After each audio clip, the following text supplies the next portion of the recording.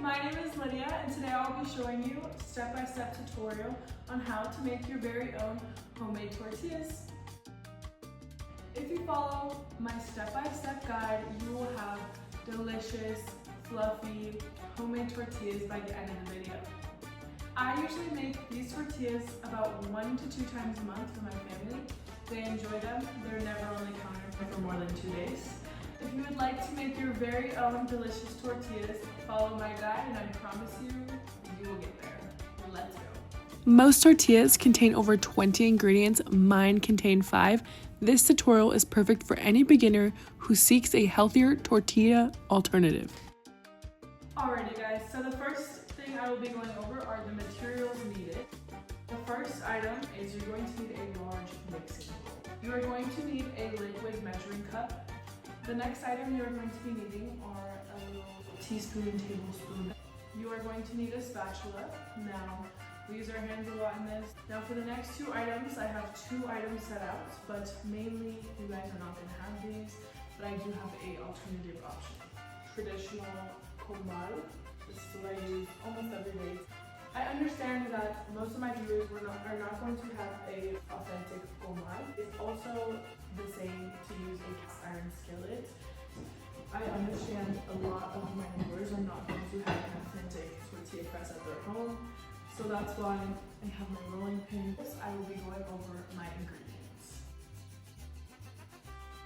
2 cups of flour, 3/4 cup of warm water.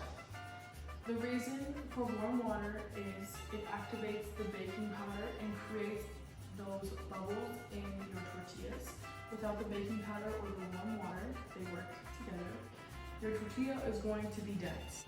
The next ingredient you will need is a 1/4 cup of oil. You can choose vegetable, canola, olive oil, or avocado oil. This is the ingredient that you get to choose which tortilla you would like. You're going to need 1 teaspoon of salt.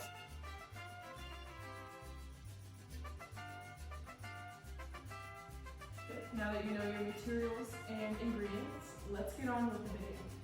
The first step would be measuring out your flour. You need 2 cups of flour. The next thing you will be adding into your flour is going to be your baking powder. Proper measurement is 1/2 TSP, teaspoon of baking powder. Incorporate the baking powder throughout your flour. I mentioned how you want your water to be very warm. I just popped this guy into the microwave for about 30 seconds. The next step is going to be adding your oil. Now, the oil, you're going to need 1/4 of a cup. I'm going to pour 1/4 of a cup.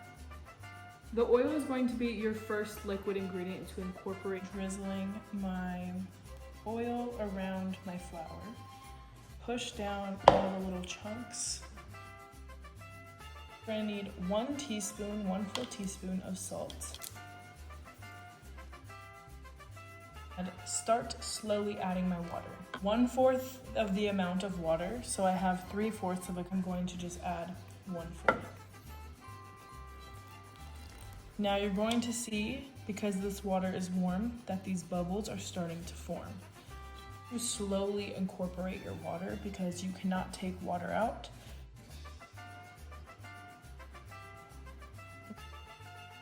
A good rule of thumb is if it's crumbly, it needs more water. About half of what's left here. Now that I'm getting close to the end of my water, I can get in there with my hands. Now I'm going to demonstrate the kneading portion of this. The easiest way to explain kneading, I would say, is going from the outer edge and pushing your dough back in. I know this amount has enough water, but all of this needs more water. This is how much I have. I'm going to add a little bit of it.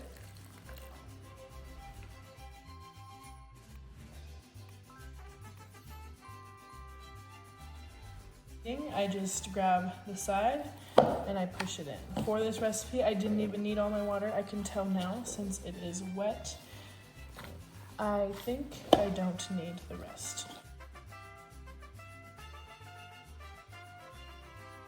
And I feel like using the warmth of your hands helps the dough to come together. This is what the dough is supposed to look like. If it is sticky to the touch, to add 1 tablespoon of flour to it. Your next step is going to be letting this rest for 30 minutes to an hour. I like to just grab a piece of clean wrap. I feel like this just contains the heat a little bit more because we did put that warm water in there. So by the end of our resting period, there's going to be a little bit of like condensation. Taking a clean kitchen towel and covering this up. This is going to just contain the heat. Alrighty, now that my dough has rested for about 30 minutes to an hour, instead of it being clear, it's a little bit foggy. Alrighty, evenly sized tortillas. I'm going to first start by cutting in the middle and in the middle again. And then I do that step to each of these little pieces. Now that I have my evenly divided tortilla, a little bit of flour and sprinkle it on my surface. Not required, but it does help. So now I'm going to start from the middle, rolling. And then once I have these thick edges on each side, I turn my rolling pin to the other side and I roll the other way. Now that my first tortilla is rolling out, pick up my tortilla and lay it on the side. When making tortillas, to preheat, I like to just put my stove low heat for right now. I want to note that the thickness of the tortilla is completely your decision. I like to have thinner tortillas, like this thickness, but you can do whichever thickness you like. Alrighty, now that I have all of my tortillas, I'm going to throw my first tortilla on. Now you want to hear that sizzling sound, and if you don't, you want to turn your heat up a little bit. To know that your tortilla is fully cooked on the bottom side is to look and see if these bubbles are poking out. Now you want to see a lot of bubbles, 3 or 4 here. I'm going to wait a little bit longer. I like to usually use a spatula to just check it out, see how it's not browned yet. You're gonna want to leave it on there a little longer. Alright, I'm going to flip my tortilla. Once you start seeing these little bubbles are getting brown, great sign. I want to know I continuously keep my heat on a medium heat. I believe once you see a lot of bubbles, that's whenever your tortilla is ready to flip. And perfect timing. The air bubbles provide heat within the tortilla, and that is what is going to cook the inside of your tortilla. Now, as you can see, my pan is starting to smoke. I'm just going to lower my heat a little bit.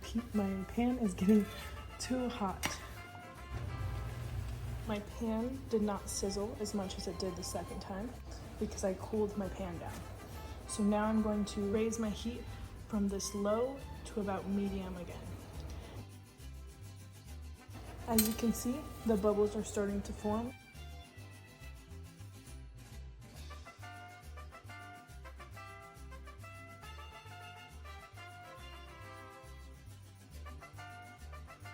Alrighty, I think that this tortilla is ready. Okay, I think this one is done because it is pretty crispy. Alrighty, now that the tortillas are fully cooked, the taste test. My favorite way to serve these tortillas is with a little bit of salted butter on them. So I will be putting some on my freshest tortilla, my last homemade. Alrighty, and now the taste test.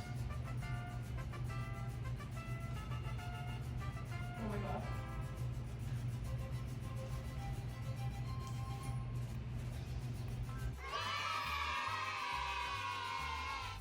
Now that I've walked you through the simple steps of making homemade tortillas, you will be able to make these tortillas on your own at your own house whenever you would like. I'm so grateful for you guys for watching this video. I appreciate your time and I hope you make the best tortillas.